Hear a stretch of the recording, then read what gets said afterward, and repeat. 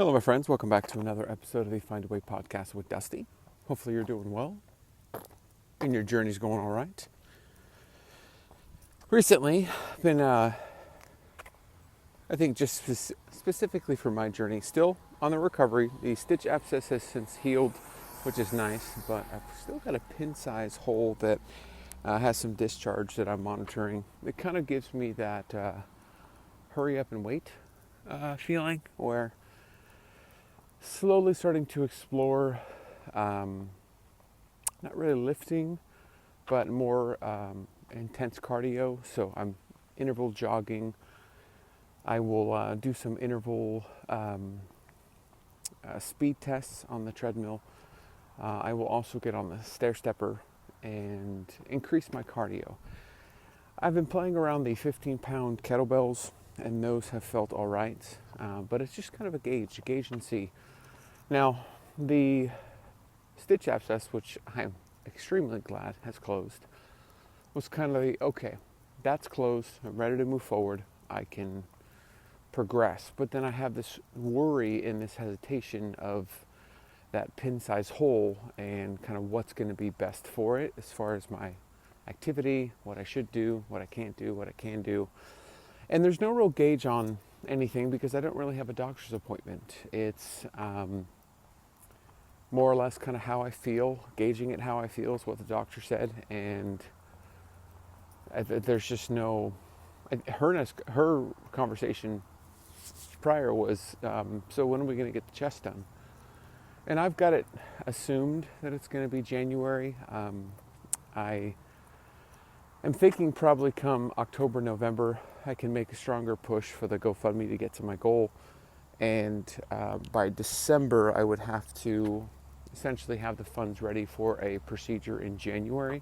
So I'm thinking January, give me enough time to heal and then proceed with finishing the chest, and then I'm going to be done. I can see where I will be done. Like that's it. It's almost like half the cake is decorated, if that makes sense. Like I can definitely tell that, the midsection is reducing and swelling. It's kind of getting to its, slowly to its final form.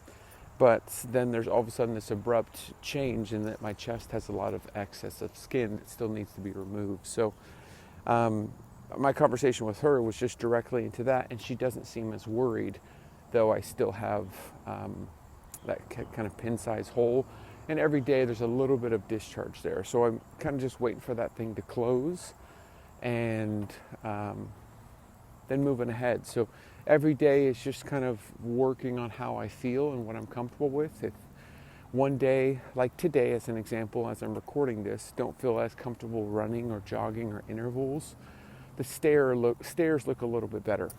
Something I tried yesterday is jump roping, and that actually felt good with no issue, no problem. I did some step ups on the stair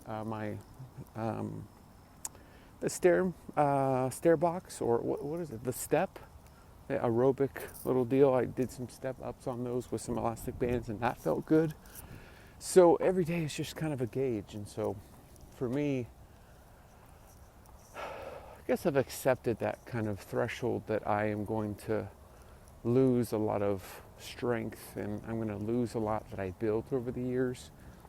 Just kind of accepted that. I will say one thing, and I don't think this necessarily has to do with the theme of this, but I do feel like it matters in regards to the health journey, and then me specifically. I was doing a lot more research on creatine. Before losing the weight, in my process of many failed attempts of trying to lose weight, I always thought that you would have to be a bodybuilder, one of those just huge guys. Like, you're taking creatine, you want to look like that. And I've always had that perception. And that was actually completely false.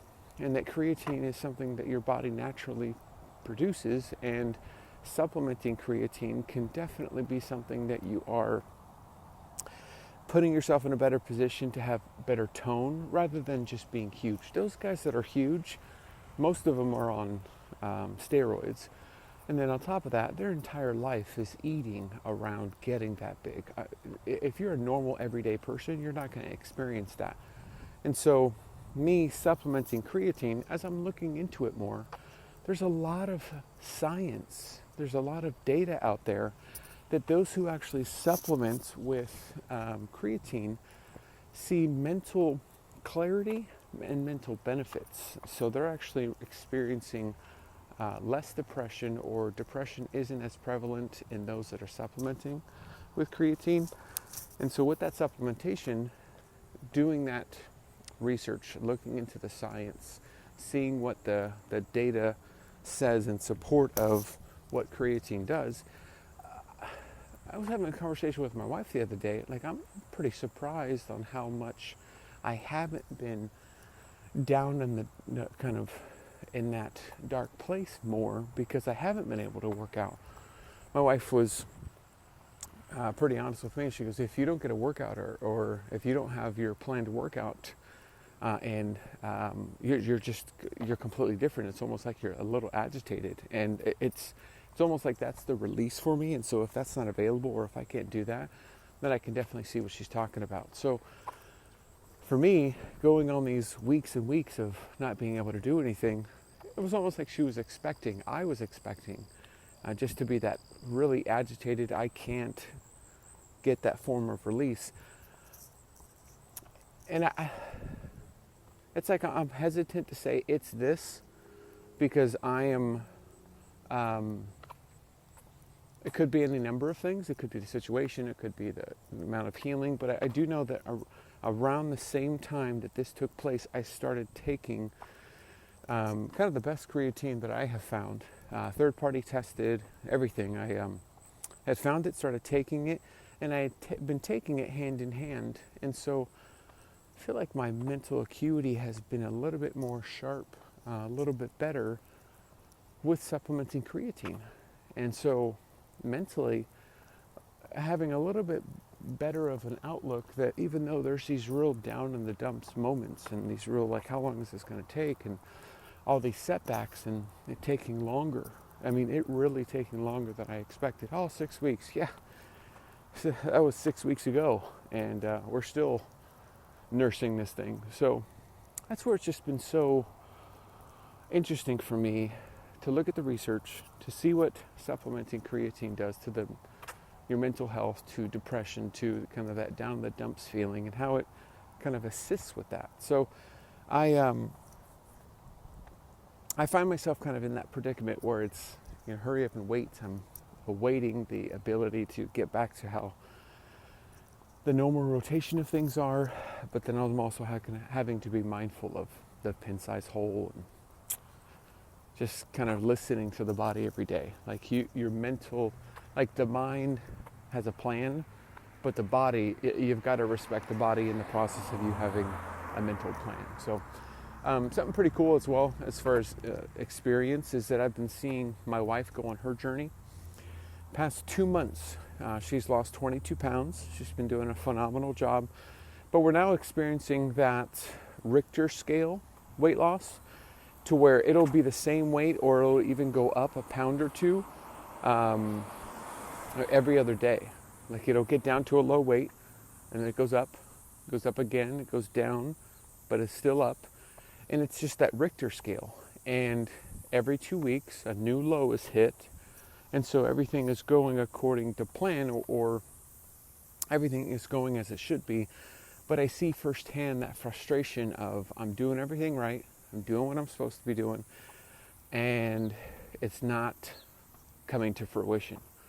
And I'm so far removed from that initial journey of losing weight that it's such a sobering reminder of, my journey and the frustrations and the ups and the downs. But it also allows me to kind of provide that encouragement to her, and then maybe in general as an encouragement, that the journey that you're on to lose that initial weight, you've only got to do that once if you do it right. If you do it right, you only got to do it once. And that's the thing, is that I, for years and years, never did it right. And so I had to lose it and keep losing it again and again and again. And we're talking about the bulk of the weight. Can there be fluctuations, 10, 15, 20 pounds going on? a little more of a focused journey to lose it, yeah, that's pretty normal. But that bulk of the weight, hey, I need to lose 50, say over 50 pounds. I need to lose over 50 pounds, or I need to lose 100 pounds, 150. There could be a variety of different weights and different things that you want to do. But that initial kind of bulk loss, if you end up doing it right, you end up doing it correct, you only have to do it once.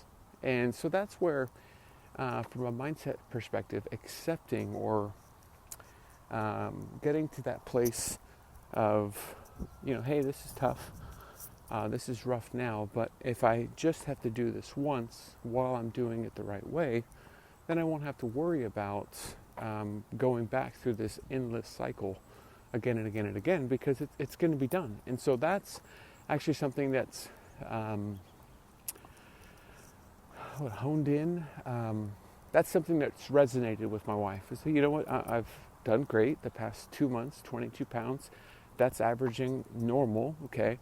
Things aren't happening on a day-to-day basis as I want, and it's frustrating, but I've only got to do this once, so I got to stick to this so that way it's coming off the right way and it's going to stay off the right way.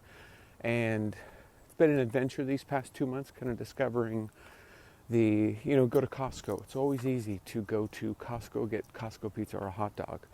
While becoming a little bit more aware of, hey, the cheese actually has more calories than the pepperoni, because they're filling those pepperoni hole areas with cheese, which is more calories. And so it's like, oh, well, how many calories? Like, she's very much a tracker. And so what's cool is that I, hand in hand with her, see kind of what that tracking looks like. And I've been able to kind of be on the journey with her, be very mindful of it. I'm still doing my eating window during the week, and that's just always provided such a relief and a benefit, scheduling wise, work wise. It works great for me to not actually start eating until about 12:30, and then I usually stop about 8:30, 9. But really that can change. It could be up to 10, 11. I'm not on a specific strict, I'm doing this. It's flexible, that works for my schedule and my journey. And so far it's working, especially not putting a bulk of the weight or any weight on during this time of not working out as much or as intense. Just definitely have to be mindful of the caloric intake and what that looks like, and how to continue that, the next couple weeks or the next couple months as I recover. So that's specifically where my journey's at, where her journey's at. I think the great equalizer in any plan that we have as kids, any plan that we have in place, is abruptly changed. I mean, my son is an example. He's about to turn 1.5 years, and he's never slept through the night. And he's breastfeeding exclusively. Has never taken a pacifier, has never taken a bottle, has only been breastfed. Wakes up in the middle of the night. So, I know folks see my journey, and I try to get creative on displaying the hardships of my journey and the ups and the downs, and provide motivation and inspiration. But looking at my wife dropping 22 pounds in the midst of this chaos that she's in, she might not be as forthcoming with videos and transformations before and afters, but she is quite the beast when it comes to managing all of it and still being able to conquer kind of this journey the past couple months. And so that means the great equalizer is kids, and they're humbling us and teaching us. We're supposed to be teaching them. They're teaching us. They're humbling us on a daily basis. But that's just a update on my journey, on her journey. Taking it one day at a time is huge. It's Wednesday right now. As I record this and as I post it, it's Wednesday. One day at a time. Tomorrow's Thursday. It'll have its own problems and issues, and we'll conquer and find a way when that day comes. But we'll take what we can today, do what we can today, and make the most of it and find a way. That's what we do. So Hopefully you're doing well on your journey, and I will talk to you on the next episode. Take care.